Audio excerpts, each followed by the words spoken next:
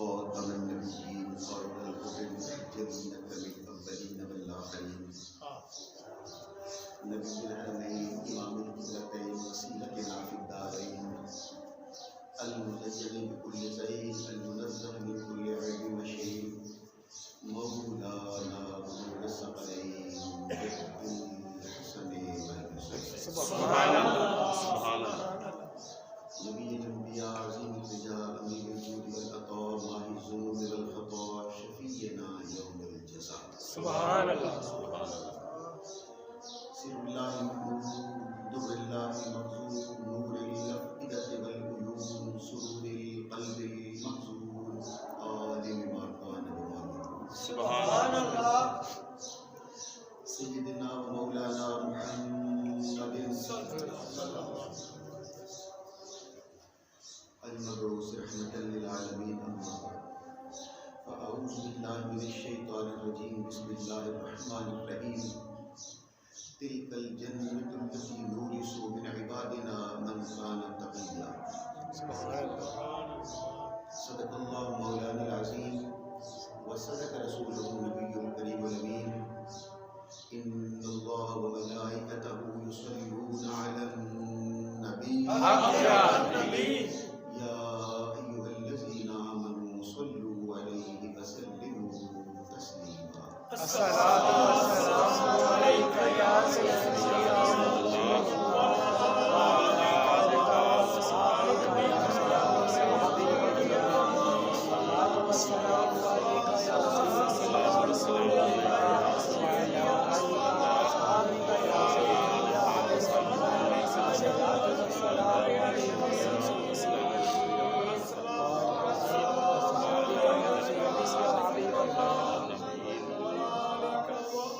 عليك يا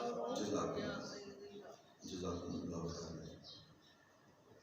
فی الدارین احسن الجزاء. نہایت واجب الاحترام معزز اور محترم حاضرین اور سامعین کرام، ارشاد باری تعالی ہے تلک الجنۃ التی، یہ جو جنت ہے نورثو، ہم وارث بنا دیتے ہیں. نورثو تلک الجنۃ التی نورثو من عبادنا من کان تقیا، اپنے بندوں میں سے جو متقی پرہیزگار اللہ سبحانہ و تعالیٰ کا تقوی رکھنے والے ہیں، ڈر رکھنے والے ہیں، جنہیں تقوی کی دولت دنیا میں میسر آتی ہے، انہی متقی اور پرہیزگار لوگوں کو ہم جنت کا وارث بنا دیتے ہیں. سبحان اللہ اللہ اکبر. بعض لوگ نعت پڑھتے ہیں، شاعری کرتے ہیں، تو کئی اشعار ایسے سننے میں آتے ہیں، میں سنتا ہوں، جن میں جنت کی بے ادبی کی جاتی ہے. پچھلے دنوں نعت شریف کا ایک شعر سن رہا تھا جس میں کوئی الفاظ اس طرح کے تھے کہ ہم اگر جنت بھی بلائے تو ہم مدینہ شریف کو چھوڑ کر ادھر منہ نہیں کریں گے. تو میں سوچ رہا تھا کہ وہ کیسی جنت ہے جو مدینہ کے الٹی طرف ہے، جو مدینہ کی متعلق سنت میں کون سی جنت ہے. جنت کا میرے آقا نے اشتراک دلایا ہے، شوق دلایا ہے، اور ایک دفعہ نہیں متعدد بار میرے آقا نے جنت حاصل کرنے کے لیے اپنے غلاموں کو رغبت دلائی ہے. اس رغبت جو میرے آقا دلاتے تھے، آئیے ذرا میں آپ کو ڈائریکٹ مدینہ پاک لیے چلتا ہوں. اپنا ایمان بھی تازہ کیجیے اور کھلے لبوں کے ساتھ اپنے آقا کی شان سنیے. تہجد کا وقت ہے اور آپ جانتے ہو بنسبت مکہ کے مدینہ شریف میں سردی ہوتی ہے، بنسبت مکہ کے مدینہ ٹھنڈا ہے. اور اگر زیادہ ٹھنڈ دیکھنی ہو تو مکہ شریف سے کوئی 1.5 گھنٹے کی مسافت پہ طائف ہے، وہ بالکل ٹھنڈا ٹھار ہے. اب میرے آقا مکہ پاک سے ہجرت کر کے مدینہ شریف جا چکے ہیں اور سردیاں بھی آ گئی ہیں. اللہ اکبر، سردی بھی ہے اور تہجد کا وقت ہے، اور ایک خوش بخت غلام میرے آقا کا جن کا نام حضرت ربیعہ ہے، اس نے کیا عجب خوش بختی پائی ہے، کیا عجب خوش نصیبی پائی ہے کہ وہ ہر روز تہجد کے وقت اپنے گھر سے پانی گرم کر کے لاتے ہیں. سبحان اللہ، سبحان اللہ. اور اس سے پہلے کہ حضور تشریف لائیں اور ٹھنڈے پانی کے ساتھ وضو کریں، اس کے دل میں یہ محبت جاگی، صبح صبح میرے آقا ٹھنڈے پانی سے وضو کریں گے تو راحت محسوس نہیں کریں گے. گرم پانی کر کے میرے آقا کے اٹھنے سے پہلے، گھر سے باہر آنے سے پہلے، دہلیز پار کرنے سے پہلے ربیعہ بن کعب گرم پانی کر کے میرے آقا کے در انور پہ بیٹھا ہے اور سر اپنا حضور کی دہلیز پہ رکھا ہوا ہے، تاکہ جب حضور تشریف لائیں تو بجائے ٹھنڈے پانی کے میں گرم پانی کے ساتھ وضو کراؤں. سبحان اللہ، سبحان اللہ، سبحان اللہ. یا رسول اللہ، شان مصطفیٰ زندہ نعرے حیدری. جب نعرے کا وقت آئے گا پھر صوفی صاحب نعرے لگائیں گے اور ہم مل کے جواب دیں گے. وقت میں مختصر ہے. اللہ اکبر. اب میں آپ حضرات کو واقعات سنا نہیں سکتا کہ وقت اختصار کا تقاضا کرتا ہے کہ وہ آپ اندازہ کر سکتے ہو کہ وہ جو اپنا سر حضور کی دہلیز پہ رکھ کے لیٹا ہے تہجد کے وقت، اس کے دل کی کیفیت کا عالم کیا ہوگا. سبحان اللہ، سبحان اللہ، سبحان اللہ. نہیں، شاید میں بات واضح نہیں کر سکا. حضرت اویس کرنی آئے تھے اور دہلیز کو لپٹے رہے، لگے رہے، چومتے رہے، آنکھوں سے لگاتے رہے اور حضور سے ملاقات تو نہ ہوئی. پھر واپس یمن پلٹ گئے اور پھر 8-10 دن کے بعد، 15 دن کے بعد جب میرے آقا سفر سے واپس پلٹے اور مسجد سے گزرتے ہوئے جب اپنے حجرہ مبارک میں داخل ہونے لگے تھے تو میرے آقا نے اپنا قدم مبارک اٹھایا، دہلیز کے اندر رکھا، پھر واپس کھینچا اور دہلیز کی طرف دیکھا اور پھر مسکرا کے فرمایا یہاں کون آیا تھا. سبحان اللہ، سبحان اللہ، سبحان اللہ. وہ دہلیز کو چوم کر جو غلام گیا ہوا ہے یہاں کون آیا تھا. شاعر اسی لیے کہتا ہے نغمات محبت کے پہلے ہیں جہاں میں، محسوس تو ہوتے ہیں سنائی نہیں دیتے. سبحان اللہ، سبحان اللہ. ادھر میرے آقا تہجد کا وقت ہے، وہ دہلیز پہ سر رکھ کے محو آرام ہے اور حضور تشریف لاتے ہیں، وضو کراتے ہیں. 1 دن، 2 دن، 4 دن، 10 دن، 15 دن، مہینہ، 2 مہینے، سردی کا 3-4 ماہ تو موسم ہوتا ہی ہے. اب ایک دن جو آقا دو عالم دریائے رحمت جوش میں آیا، اس سے پہلے کہ وضو مکمل کر لیتے، اس سے پہلے کہ وضو کر کے مصلی عبادت پہ کھڑے ہو جاتے، نہیں، ادھر وضو شروع کیا سبحان اللہ اور دریا رحمت اس طرح جوش میں آیا کہ وضو کو مکمل نہیں کیا بلکہ وضو کو روک کر میرے آقا نے حضرت ربیعہ سے کہا یا ربیعہ، او ربیعہ، سل مانگ کیا مانگتا ہے. سبحان اللہ، سبحان اللہ، سبحان اللہ، سبحان اللہ، سبحان اللہ، سبحان اللہ. آواز ادھر سبحان اللہ، سبحان اللہ. سل مانگ کیا مانگتا ہے. اور ایک حدیث شریف میں آتا ہے سل لی، مجھ سے مانگ کیا مانگتا. سبحان اللہ، سبحان اللہ. سل مانگ کیا مانگتا ہے. اب میرا خیال ہے مجھے آپ ضرور لازماً جواب دیں گے اور آپ کے لفظ ضرور کھلیں گے جواب دینے کے لیے. کیا خیال ہے جس کے پاس کچھ نہ ہو، جس کے پاس ہی کچھ نہ ہو، جو تہی دامن ہو، جو خالی جھولی ہو، جو تنگ دست ہو، جو خالی ہاتھ ہو، کیا وہ کہہ سکتا ہے مانگ کیا مانگتا ہے؟ جس کے پاس ہی کچھ نہ ہو وہ کیسے کہہ سکتا ہے مانگ کیا مانگتا ہے؟ لیکن میرے آقا تو فرما رہے ہیں سل سوال کر جو چاہیے. سبحان اللہ. میرا خیال ہے مجھے پھر آپ کو 2 لمحوں ہے تو ذرا علمی نکتہ لیکن آپ کوشش کیجیے گا سمجھنے کی. عربی زبان میں یہ جتنے فعل ہوتے ہیں کام کرنے کا جس میں معنی پایا جاتا ہے یہ 2 طرح کے ہوتے ہیں. ایک ہوتا ہے فعل لازم، ایک ہوتا ہے فعل متعدی. فرق ان میں یہ ہوتا ہے کہ جو فعل لازم ہو ان میں مفعول ذکر نہیں کرتے، معنی پورا ہو جاتا ہے. لیکن جو فعل متعدی ہوتے ہیں ان میں جب تک مفعول ذکر نہ کرے معنی پورا نہیں ہوتا. مثال کے طور پر میں آسان کرتا ہوں بات کو. مثال کے طور پر ایک فعل ہے سونا، جو سوتے ہیں نوم، سونا. اگر کوئی کہے میں سویا تو مفعول کی ضرورت نہیں ہے کہ پوچھا جائے کیا سویا. سونا تو سونا ہی ہوتا ہے. کوئی کہے میں رویا تو اس پر یہ مفعول کی ضرورت نہیں ہے کہ رویا کیا رویا. رونا تو رونا ہی ہوتا ہے. لیکن اگر کوئی کہے میں نے کھایا تو سوال پیدا ہوگا کیا کھایا. میں نے پیا آگے مفعول کی ضرورت ہوگی کیا پیا. پانی پیا، دودھ پیا، شہد پیا، شربت پیا، روح افزا پیا. سمجھ آ رہی ہے؟ 2 طرح کے فعل ہوتے ہیں لازم اور متعدی. جو فعل لازم ہو ان کے لیے مفعول کی ضرورت نہیں ہوتی. لیکن جو فعل متعدی ہو ان کے لیے مفعول ذکر کیا جاتا ہے. مفعول کی مختلف اقسام ہوتی ہیں. ان کے لیے مفعول ذکر کیا جائے تب معنی پورا ہوتا ہے.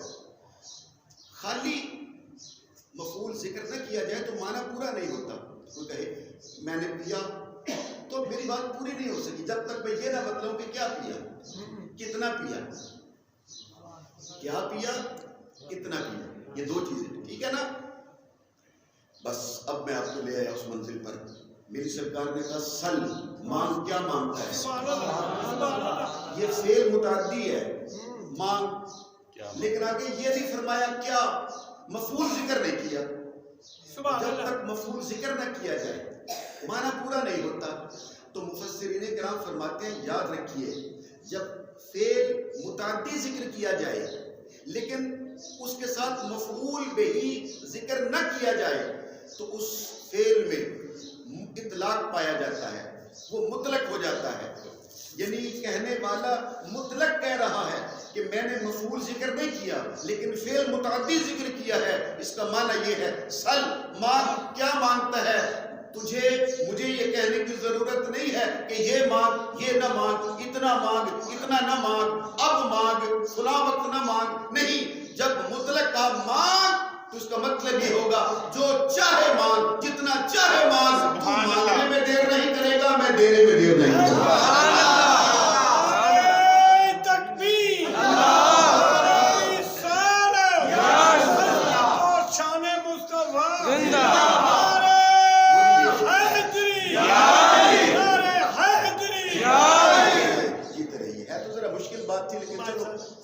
کوشش تو کی ہے آسان ہو جائے. اب چونکہ آگے اس پر گفتگو آگے چل رہی ہے اور اپنا ایمان تازہ کیجیے گا. یہ میرے الفاظ سن کر ضائع مت کیجیے گا. یہ جو میری سرکار نے وضو نہیں کیا، وضو کرنے سے پہلے فرما رہے ہیں مانگ، کیا مانگتا ہے. اللہ اکبر. ہے تو باریک سی بات لیکن مجھے امید ہے کہ آپ حضرات ضرور اس منزل تک پہنچ جاؤ گے. کیا مطلب وضو کر کے کہتے مانگ، کیا مانگتا ہے، اس کی حیثیت اور ہوتی. اور وضو کرنے سے پہلے کہا مانگ، کیا مانگتا ہے، اس کی شان اور ہے. بتلانا یہ چاہتے ہیں وضو کر کے اللہ سے میں اپنے لیے طلب کروں گا وہ اور ہے. تجھے عطا کرنے کے لیے میرے پاس وضو سے پہلے بھی سب ہے.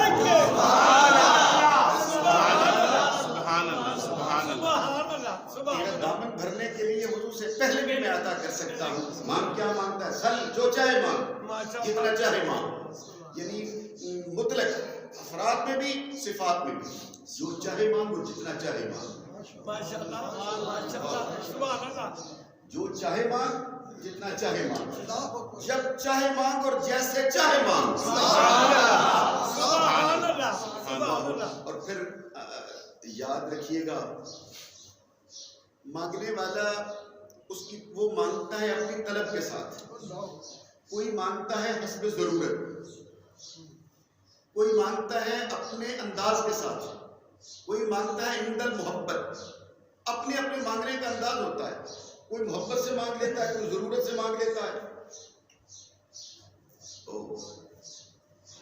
اور یہ وہ بارگاہ ہے جہاں سے خالی کوئی نہیں جاتا. لمبی بات نہ ہو جائے، میں اشارہ بس کر دیتا ہوں. تمیم داری کا نام آپ نے مجھ سے کئی بار سنا ہے. حضرت تمیم داری رضی اللہ تعالیٰ عنہ عیسائی دین سے تعلق رکھتے تھے. ان کے ساتھ 4 لوگ اور ان کے بھائی نعیم ان کا نام تھا. وہ مکہ شریف میں آئے اور حضور کو ملے اور اسلام قبول کرنے کے لیے ہاتھ باندھے. ہم آپ کے دین میں آنے کے لیے تیار ہیں، لیکن یا رسول اللہ ہم بہت غریب گھرانے سے، غریب خاندان سے، غریب قبیلے سے تعلق رکھتے ہیں. ہم ایمان بھی آپ کا قبول کر رہے ہیں اور کلمہ بھی پڑھنے کے لیے تیار ہیں اور آپ کی غلامی میں آنے کے لیے بھی تیار ہیں، لیکن ہمیں حضور ہماری جھولی میں کوئی خیرات بھی ڈال دیجئے. جب کہنا کچھ ہمیں چاہیے، بہت غریب ہے. میری سرکار نے مسکرا کے فرمایا مانگو کیا مانگتے. سبحان اللہ، سبحان اللہ، سبحان اللہ. اور آپ حیران ہوں گے، یہ تب کی بات ہے، مکہ شریف کی بات ہے، جب 2 روٹیاں بھی کسی کو میسر آتی یا نہیں آتی تھی. جب میری سرکار نے کہا مانگو کیا مانگتے ہو، انہوں نے کہا حضور ہمیں اگر آپ اجازت دیں تو ہم باہر جا کے مشورہ کر لیں. سبحان اللہ، سبحان اللہ. اور میں جاؤ مشورہ کر کے آؤ اور پھر طلب کرو، ہم دیں گے. تمیم داری اس کا بھائی نہیں اور 4 دوسرے لوگ وہ گئے، مشورہ کیا، پھر آئے اور آ کے عرض کرتے ہیں حضور، چونکہ اس وقت ساری عیسائیت، یہ سارا فلسطین کا علاقہ ایک ہی تھا، تو وہ ہاتھ باندھ کے عرض کرتے ہیں حضور فلسطین یعنی بیت المقدس کے ارد گرد کا جو علاقہ ہے وہ جاگیر کے طور پر ہمیں عطا کر دیا جائے. اللہ توجہ کے ساتھ بات. میرے آقا نے چمڑے کا ٹکڑا دیا، اس کے اوپر لکھا ہبرون اور فلاں اور فلاں فلاں علاقے. میں محمد رسول اللہ نے تمیم داری اس کے بھائی اور اس کے دوستوں کو جاگیر کے طور پر عطا کر دیے. ابھی ہجرت کر کے مدینے بھی نہیں پہنچے، اپنی ریاست کا آغاز بھی نہیں کیا، ابھی مجاہد بھی نہیں نکلے، ابھی فتوحات کا آغاز بھی نہیں ہوا. سبحان اللہ. چمڑے کا ٹکڑا دیا، دستخط کیے اور ساتھ ہی فرمایا لو میں تمہیں یہ اتنے علاقے عطا کرتا ہوں. انہوں نے پڑھا اور پھر عرض کرتے حضور کی اجازت ہو تو باہر جا کے تھوڑا سا مشورہ کر لیں. کہ یہ منظور آپ میں جاؤ جا کے مشورہ کر لو. وہ گئے اور مشورہ کر کے کہتے ہیں یہ جو حضور نے نام لیا جن علاقوں کا، یہ بڑے بڑے بادشاہوں کے اور بڑے بڑے امیر لوگوں کے رہنے کے علاقے ہیں. ہو سکتا ہے وہ ہمیں دے ہی نہ، ہمیں بگا دے. وہ کہ ہمارے باپ دادا پردادا کی جائیدادیں ہیں، ہم کو نہیں دیتے، یا ہم لڑائی جھگڑا کریں گے، ہم غریب لوگ ہیں، ماریں گے ہمیں. تو ایسا کرتے ہیں، پھر حضور کی بارگاہ میں جاتے ہیں اور بجائے ان کے فلاں فلاں علاقہ لے لیتے ہیں تاکہ ہماری لڑائی جھگڑا کسی سے نہ ہو. پھر آئے حضور ان علاقوں کے بجائے فلاں فلاں علاقے دے دیے جائیں. میرے آقا نے کہا کوئی بات نہیں، ان کو رہنے دو، جو آپ کہتے وہ لکھ دیتا ہوں. وہ لکھ دیے اور ساتھ ہی میرے آقا نے فرمایا کہ ہم مکہ میں ہیں، جب ہجرت کر کے میں مدینے جاؤں تو مجھے وہاں آ کے ملنا اور وہاں آ کے پھر ایک بار دستخط کروا لینا.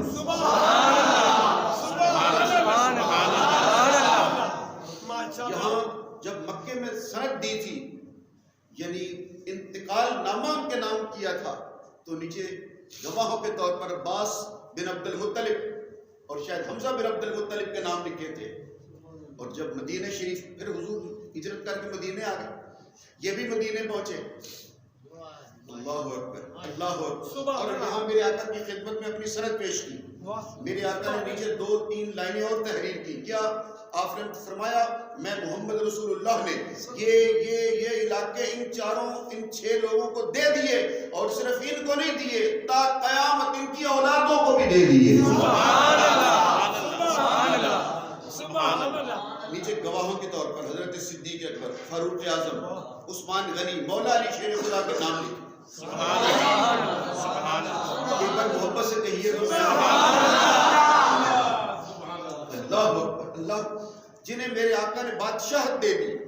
آپ حیران ہو گئے یہ بات سن کر کہ بجائے وہاں جا کر وہ جاگیردارانہ طور پر زندگی گزارنے کے، آپ حیران ہوں گے یہ بات سن کر کہ تمیم داری ساری زندگی مدینے میں رہا اور غلام بن کر رہا. سبحان اللہ سبحان اللہ سبحان اللہ. میرے آقا گھر سے دیکھا پردہ ہٹا کے مسجد میں روشنی ہو رہی تھی، مسجد نبوی شریف. حضور نے پردہ ہٹا کے دیکھا، مسجد کو روشن دیکھا. حضور آئے، حضرت بلال کو بلایا. یہ دیا کس نے جلایا ہے؟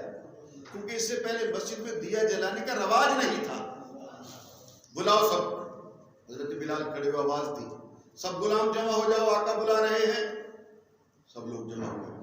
لوگ حیران تھے کہ عشاء کی نماز میں بھی وقت باقی ہے، جلدی کیوں بلا لیا گیا ہے؟ مسجد بھر گئی. میرے آقا نے کھڑے ہو کر فرمایا، بولو یہ دیا کس نے جلایا ہے؟ وہ حضرت تمیم داری کھڑے ہوئے، ہاتھ باندھ کر کرتے، حضور اگر یہ مجھ سے غلطی ہو گئی ہے تو مجھے معاف کر دیجئے، یہ میں نے جلایا ہے. میری سرکار نے فرمایا کوئی غلطی نہیں ہوئی، بس میں تجھے پوچھنا چاہتا ہوں کیوں جلایا؟ وہ کہتا ہے حضور میں گھر گیا تو اندھیرا تھا، میں نے دیا جلایا تو مجھے خیال آیا کہ میں اللہ کے گھر سے مغرب کی نماز پڑھ کے آیا ہوں، وہاں تو اندھیرا تھا اور میرے گھر میں یہ دیا جل رہا ہے، روشنی ہو رہی ہے. تو حضور میں نے وہ اپنے گھر سے دیا اٹھایا اور مسجد میں لا کے رکھ دیا کہ میرے گھر کی خیر ہے، اللہ کا گھر روشن ہونا چاہیے. سبحان اللہ سبحان اللہ. اب وہ صحابہ کرام بھی آپ کی طرح سبحان اللہ کہہ رہے تھے. ماشاءاللہ. میری سرکار خوش ہوئی، کہا تمیم داری تو نے غلطی نہیں کی، میں تیرے اس عمل پہ راضی ہوں، تیرے اس فعل پہ راضی ہوں اور تجھے خوشخبری دیتا ہوں کہ تو نے صرف مسجد کو روشن نہیں کیا، تو نے اپنی قبر کو بھی روشن کر لیا.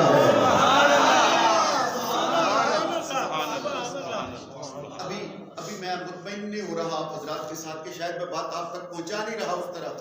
اب میرے آقا کا اگلا جملہ سنو. اے تمیم داری، وہ چونکہ تنہا تھا، میں نے کہا نا غلامانہ زندگی گزار رہا تھا. اے تمیم داری، چونکہ تو اکیلا رہتا ہے، تنہا رہتا ہے، ان کی شادی نہیں ہوئی تھی اور کوئی رشتہ دینے کے لیے بھی تیار نہیں تھا غربت کی وجہ سے. تو حضرت میرے آقا نے کہا او تمیم داری، میں تجھ پہ اتنا راضی ہوں کہ اگر سیدہ فاطمہ تو زہرا کے علاوہ کوئی میری بیٹی ہوتی تو میں تجھے رشتہ دے کے تیری شادی کر دیتا. جیسے میری سرکار نے یہ جملہ کہا، ایک بزرگ سفید داڑھی والے ایک بزرگ بابا جی کھڑے ہوئے انصاری، اس نے ہاتھ باندھ کے کہا یا رسول اللہ اگر تمیم داری پہ آپ اتنا راضی ہو رشتہ میں دیتا ہوں، نکاح آپ پڑھا دیجیے. بات سبھی ہو گئی، پھر ان کی شادی ہو گئی، گھر آباد ہو گیا. مسجد کو روشن کیا کیا؟ تمیم داری کا اپنا گھر آباد ہو گیا. اور پھر میرے آقا کے 10 سال مدینے کے گزرے، پھر صدیق اکبر رضی اللہ تعالیٰ عنہ کا زمانہ گزرا، پھر حضرت فاروق اعظم کی خلافت کا زمانہ آیا اور پھر 5 سال کے بعد گویا تحریر دینے کے کم از کم 17 سال بعد وہ وقت آیا کہ جب شام فتح ہو چکا تھا اور حضرت تمیم داری اور ان کے بھائیوں کو حضرت فاروق اعظم میرے آقا کی عطا کی ہوئی وہ جاگیر بخش رہے تھے. کسی کو میرے آقا سونے کے جنت دیتے ہیں. حضرت برا بن مالک ایک صحابی ہے، انہیں میرے آقا نے مصر کی ایک جاگیر بخش دی تھی. اب وقت نہیں ہے اب باتیں سنانے کا، بس وہ اس منزل پر واپس لانا ہے حضرت ربیعہ بن کعب کے اس جملے پر جو پہلے بھی آپ نے سنا ہے، لیکن میں اس منزل پر لے آیا جب میرے آقا نے بغیر کسی تمہید کے، بغیر کسی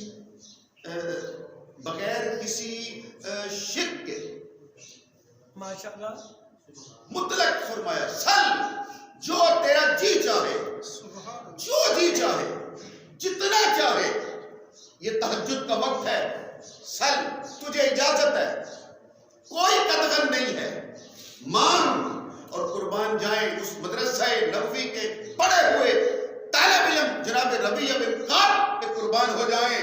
اس اس نے ہاتھ باندھ کے کہا انی اسألک مرافقتک فی الجنہ، یا رسول اللہ میں جنت میں یہی غلامی چاہتا ہوں۔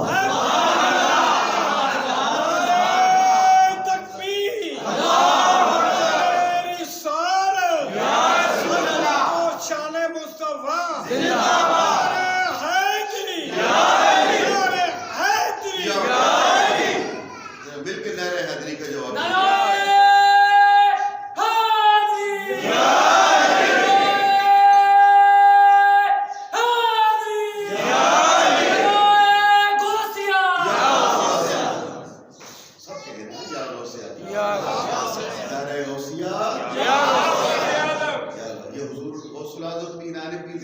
مولا علی شیر خدا کی خاندان کے شہزادے ہیں۔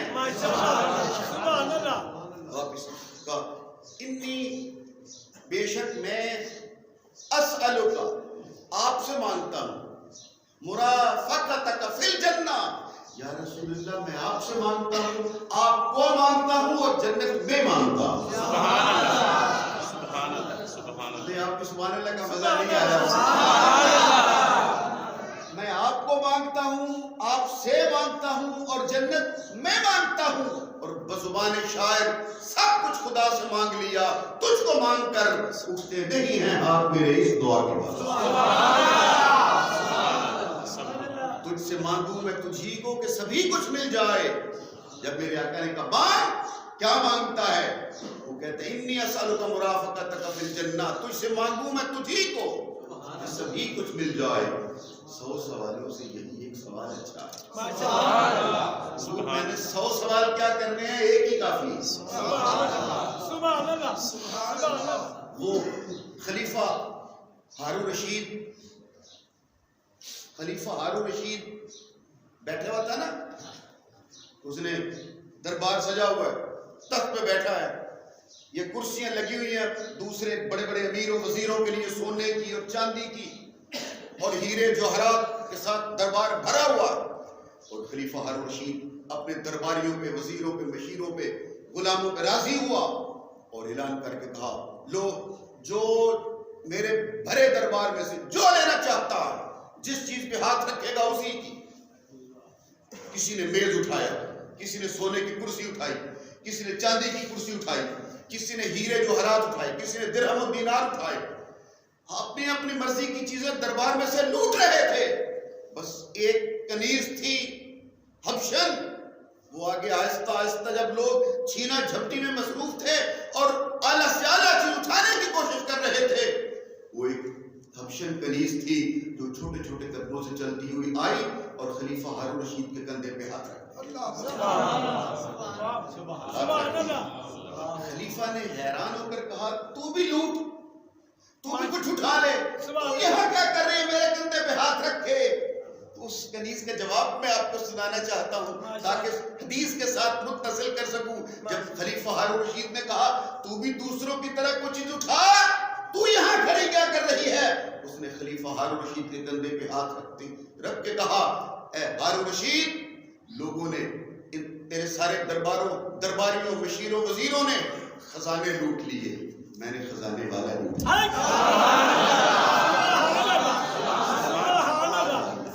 انہیں سونا، چاندی، درہم و دینار، ہیرے جوہرات چاہیے، مجھے خلیفہ ہارون رشید چاہیے۔ اب میرا خیال ہے وہ لطف آئے گا اس جملے کا، کیا جب میرے آقا نے کہا انی اسألک مرافقتک فی الجنہ، مانگ کیا مانگتا ہے؟ حضرت ربیعہ بن کعب کہتے ہیں انی اسألک مرافقتک فی الجنہ، یا رسول اللہ میں آپ کو مانگتا ہوں، آپ سے مانگتا ہوں اور جنت میں مانگتا ہوں۔ سبحان اللہ۔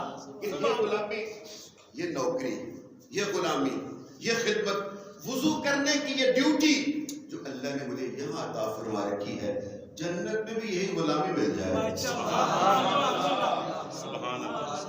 میرا خیال ہے آپ خاموش ہو گئے ہو، میں آپ کو پھر واپس ذرا ایک اور محبت کے نقطے کی طرف لاتا ہوں تاکہ آپ حضرات کے لب کھلے رہے میرے اس منزل پر پہنچنے کے لیے۔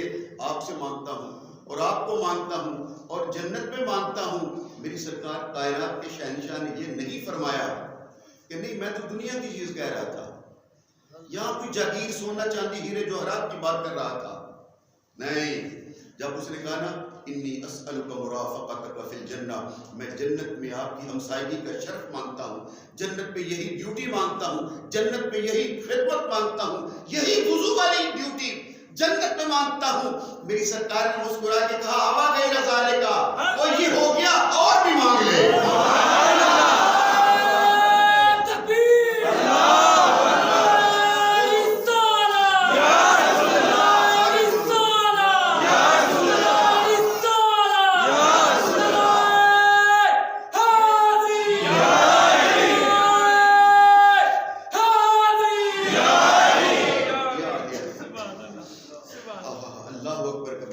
میری سرکار نے کہا، میرے آقا نے کہا آبا غیر ذالک، یہ ہو گیا، یہ مل گیا۔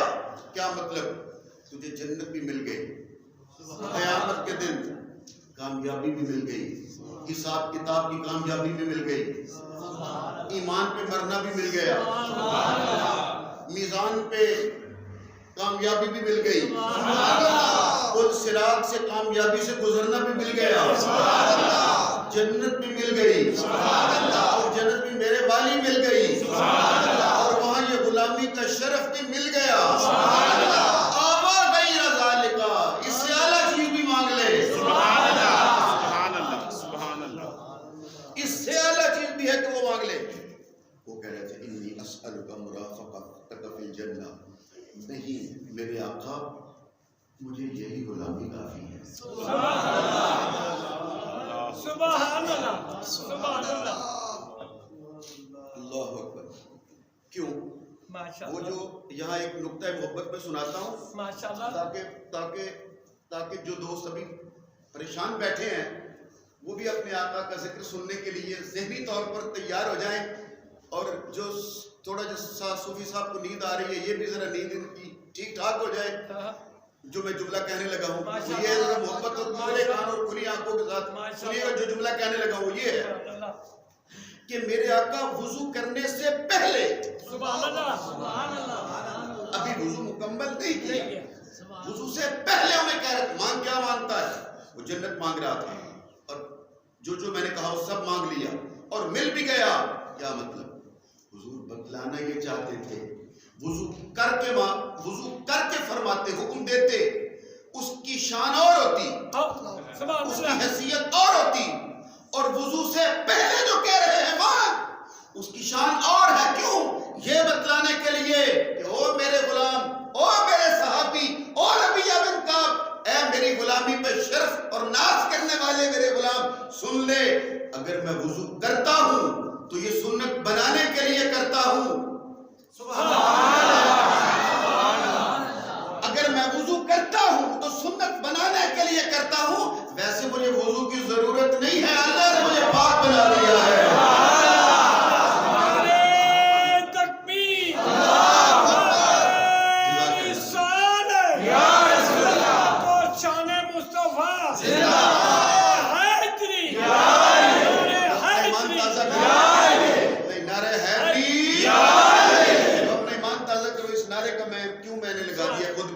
منزل پر میں لانا چاہتا ہوں، سوئی صاحب اصل میں انہوں نے مجھ سے مسئلہ سنا ہوا ہے، یہ پہنچ گئے اس منزل پر، آپ بھی سنیے اور اپنا ایمان تازہ کیجئے۔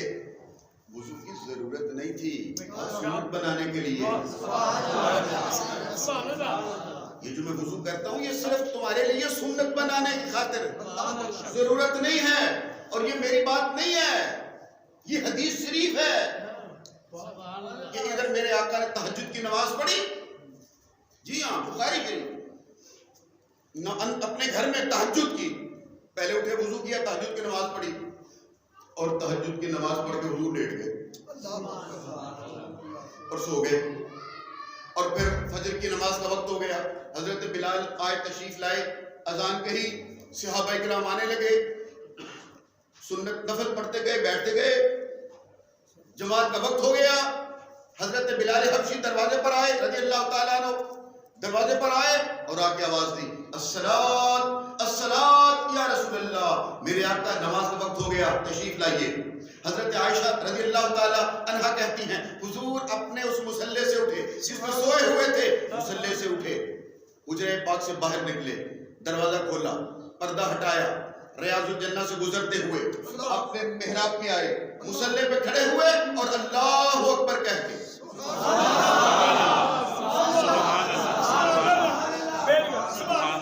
نماز فجر پڑھا دی, سلام پھیرا, پھر دعا مانگی, پھر گھر آئے.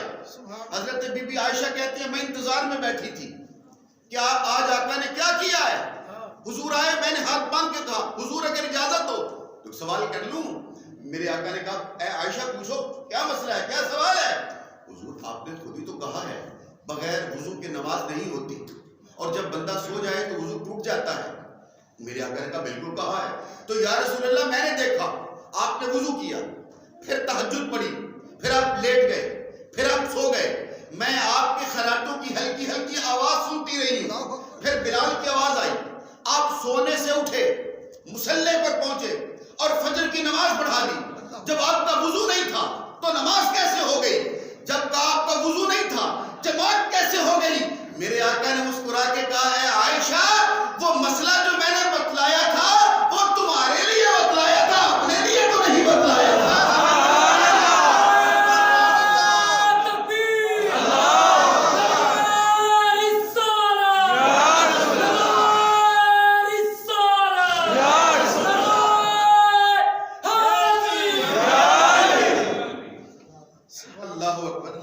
بات لمبی ہو رہی ہے, پھر واپس پلٹتے ہیں. ہاں جی بالکل کہا وہ مسئلہ تمہارے لیے تھا, باقی میرے سرکار کا وضو, میرے آقا کا غسل, صرف میرے آقا نہیں, ہم پہلے بیٹھتے تھار کی محبت کے نعرے یوں ہی نہیں لگاتے.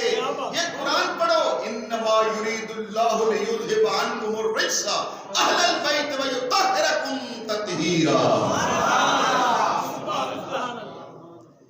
میرے خاموش دوستو, لو ایک ہے تو مسئلہ الگ سے, لیکن آپ کا لطف بھی دوبالا ہو جائے گا, اپنا ایمان بھی تازہ کر لو. پہلے بھی سنایا, سال ہو گیا, لیکن پھر تھوڑی سی یاد دہانی ہو جائے گی. سب دروازے مسجد میں کھلتے تھے کیونکہ وہ گراؤنڈ تھی نا پہلے, تو صحابہ کرام کے حجرے بنتے گئے, گھر بنتے گئے, ادھر بھی ادھر بھی ادھر بھی, اور پھر جب بھی نماز کا وقت ہوتا ہے لوگ دروازہ کھولتے ہیں, مسجد میں آ جاتے ہیں. جب جی چاہتا دروازے سارے مسجد میں کھلتے تھے. اور پھر ایک دن وہ وقت آیا جب میرے آقا نے اعلان کر کے کہا تھا سب دروازے بند کر دو. جتنے دروازے مسجد میں کھلتے ہیں 1 2 3 4 10 20 سب بند کر دو, اور آنے جانے کے لیے گزرنے کے لیے دوسری طرف دروازہ ہے تو ٹھیک, نہیں تو بناؤ.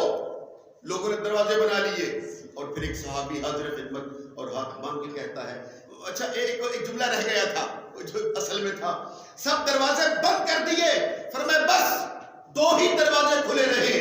کون سا؟ ایک محمد مصطفیٰ کا, ایک علی مرتضیٰ کا. یہ 2 دروازے کھلے رہے, باقی سب دروازے بند کر دیے جائیں. وہ صحابی جب حاضر ہوئے اور آ کے عرض کرتے یا رسول اللہ یہ دروازے بند کس نے کروائے ہیں؟ میرے آقا نے کہا اللہ نے کروائے ہیں. ذرا لطف لیجیے, اپنا ایمان تازہ کیجیے جملے سے. یعنی وہ کہنا چاہتے تھے کہ یا رسول اللہ کیا یہ آپ نے خود سے حکم دیا ہے یا اللہ کی طرف سے حکم آیا؟ میرے آقا نے فرمایا یہ اللہ کی طرف سے حکم آیا, یہ دروازے میں نے بند نہیں کیے, اللہ نے بند کروائے ہیں.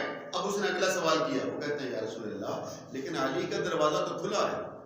سبحان اللہ, سبحان اللہ, سبحان اللہ. مولا علی شیر خدا کے گھر کا دروازہ تو کھلا ہے. اگر حدیث نہ ہو میں آپ کا مجرم.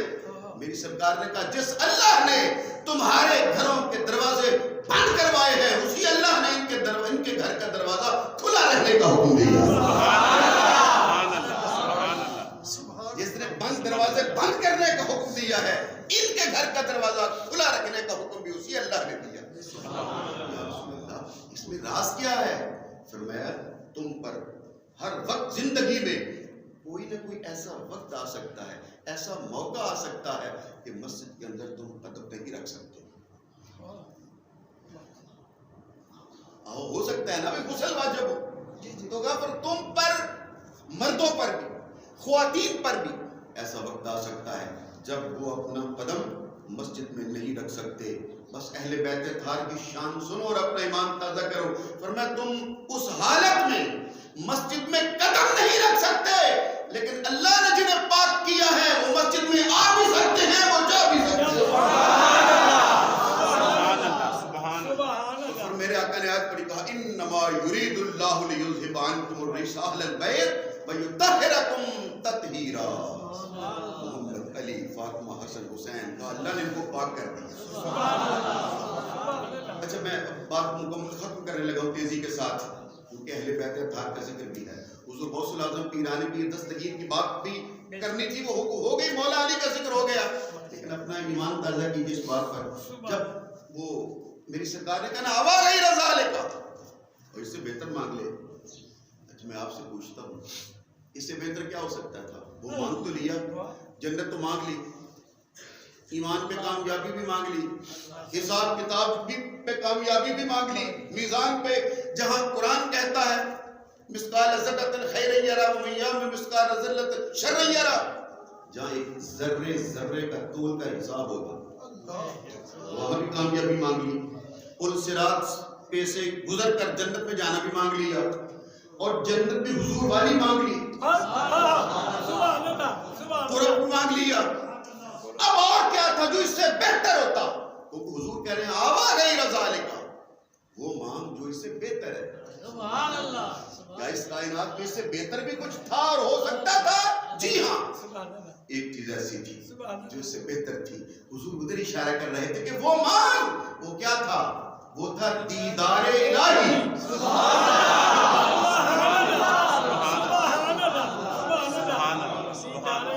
کیا سارے بولو نا، سارے کہو نا، دیدار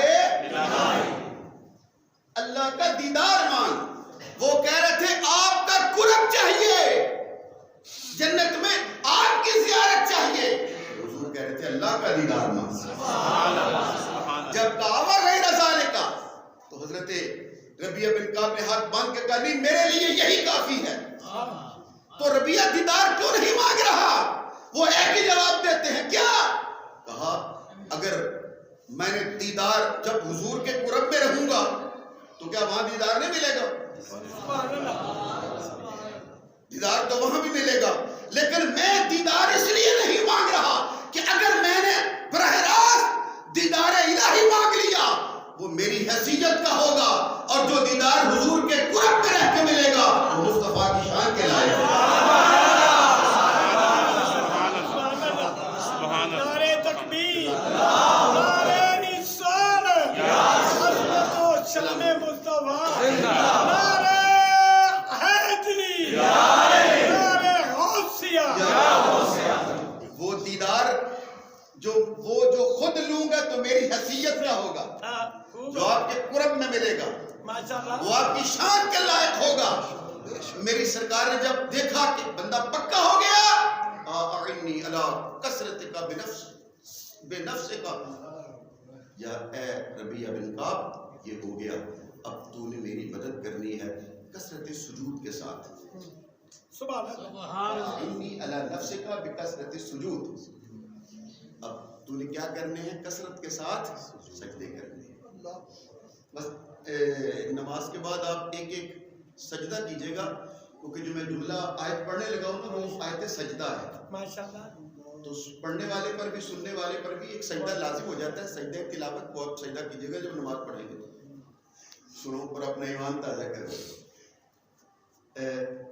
اقرا بسم ربک الذی ہے نا سورہ علق، اس کا آخری جملہ ہے، سنو پر اپنے ایمان۔ اب پتہ نہیں اب تک کی جو محنت ہے نا میرے اس آخری جملے پر میں سمجھوں گا سوارت ہوئی یا کارت گئی۔ انہوں نے کہا تھا آپ کا قرب چاہیے، انی اسألک مرافقتک فی الجنہ، آپ کا قرب چاہیے، آپ کی مرافقت چاہیے۔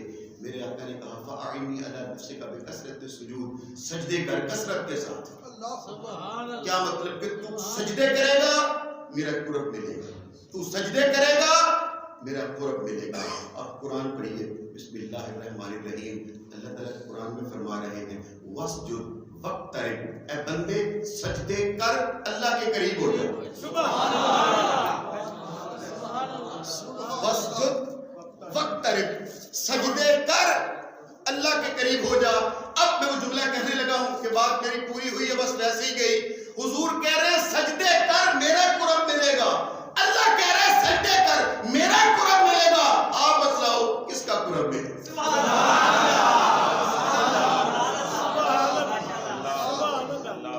میں نے آپ کے سامنے رکھ دی. حضور بھی فرما رہے ہیں فَقَعِنِّي عَلَى نَفْسِكَ بِكَثْرَةِ السُّجُودِ, سجدے کر تاکہ میرا قرب ملے.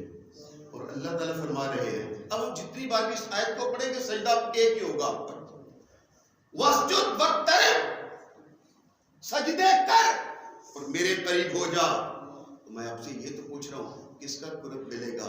تو بس یہی جواب میرا خیال ہے اہل سنت و جماعت کا عقیدہ ہی ٹھیک ہے, یہی ایمان ٹھیک ہے. کیا کہ سجدے کرو, مصطفیٰ کے قرب میں آ جاؤ, اور جو مصطفیٰ کے قریب ہو جاتا ہے وہی خدا کے قریب ہو جاتا ہے.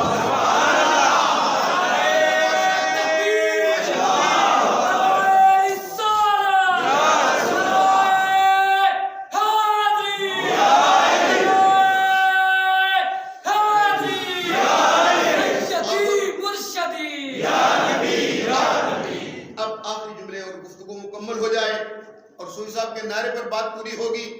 ہم وہ اے حضرت ربیع بن کعب آپ خوش بخت تھے, خوش قسمت تھے, اٹھے, پانی گرم کیا اور آقا کو وضو کراتے تھے, اور میرے آقا نے تیری خدمت کو قبول فرما لیا, اور تجھے جنت میں اپنی ہمسائیگی کا شرف دے دیا, جنت میں اپنا قرب دے دیا, جنت میں اپنی رفاقت دے دی, جنت میں اپنے قریب کر لیا, اپنے والا درجہ دے دیا. لیکن ہم تو 1400 سال 1450 سال کے بعد آنے والے غلام ہیں. آقا اگر ہم نے آپ کے قرب میں رہنا ہو, اگر ہم نے غلامی میں رہنا ہو, اگر ہم نے حضور کے قدموں میں رہنا ہو, درجے میں رہنا ہو, ہمارے لیے حکم کیا ہے؟ اگر حدیث نہ ہو میں مجرم. اب 2 شہزادے تھے جو میرے آقا نے مسجد میں اٹھائے ہوئے تھے, ایک کو ادھر بٹھایا ہوا تھا, ایک کو ادھر بٹھایا ہوا تھا. یہ حسن تھا, یہ حسین تھا, اور بڑی مسجد میں میرے آقا نے اعلان کر کے کہا من احبا ہذین, جو بھی ہو ان دونوں سے محبت رکھے, وہ ابوہما, اور ان کے ابو سے محبت رکھے, ان کے باپ سے محبت رکھے, وہ امہما, اور ان کی امی جان سے محبت رکھے, کانا معی فی درجتی فی الجنت یوم القیامہ, جو ان دونوں سے محبت رکھے, ان کے باپ سے محبت رکھے, ان کی ماں سے محبت رکھے, اور قیامت کے دن جنت میں میرے ساتھ میرے درجے میں رکھا جائے گا.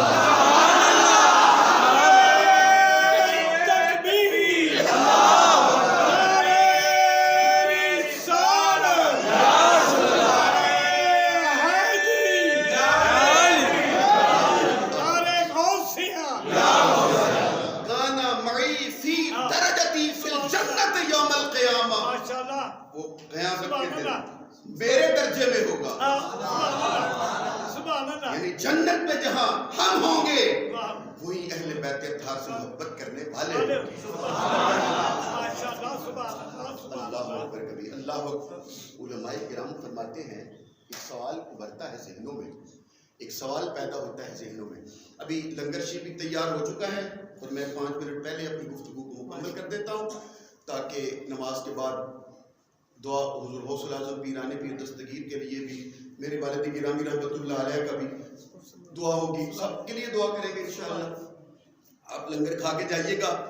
لیکن علماء کرام فرماتے ہیں ہے بڑی, گھر جا کے آپ سوچیں, بہتر ہے کہ میں یہی آپ حضرات کے ذہنوں میں یہ بات ڈال کے بھیجوں تاکہ پریشانی کا سامنا ہی نہ کرنا پڑے. وہ کہتے ہیں کہ اگر ہم جیسے ٹوٹے پھوٹے لوگ محبت کریں سچے دل سے, اور پھر حضور کے درجے میں چلے جائیں, تو یہ تو دوسرے نبیوں کی توہین ہوگی, کیونکہ آقا تو نبیوں سے بھی اوپر والے درجے میں ہیں, ہے نا. تلک الرسل فضلنا بعضهم علی بعض, سارے نبی بھی ایک درجے کے نہیں ہیں. تو جنت میں جو حضور کا درجہ ہے, 1.25 لاکھ نبیوں کے درجے, اوپر 313 رسولوں کے درجے, اوپر 4 اولو العزم رسولوں کا درجہ, اوپر رسول اللہ کا درجہ, اور حضور فرما رہے ہیں میری اہل بیت سے محبت کرنے والے ہمارے ساتھ ہوں. وہ کہتے ہیں اگر یہ غلام محبت کرنے والے حضور کے درجے میں چلے گئے تو یہ تو سابقہ نبیوں کی بے ادبی اور بے احترامی سمجھی جائے گی, توہین سمجھی جائے گی کہ نبی نیچے امتی اوپر. تو علماء کرام نے کیا خوبصورت جواب دیا ہے. اللہ حضرت کے ماننے والے کیا خوبصورت عقیدہ رکھتے ہیں. کہتے ہیں ہاں بے ادبی تب بنتی اگر اس درجے کے مالک بن کر جاتے تو اس درجے پہ جائیں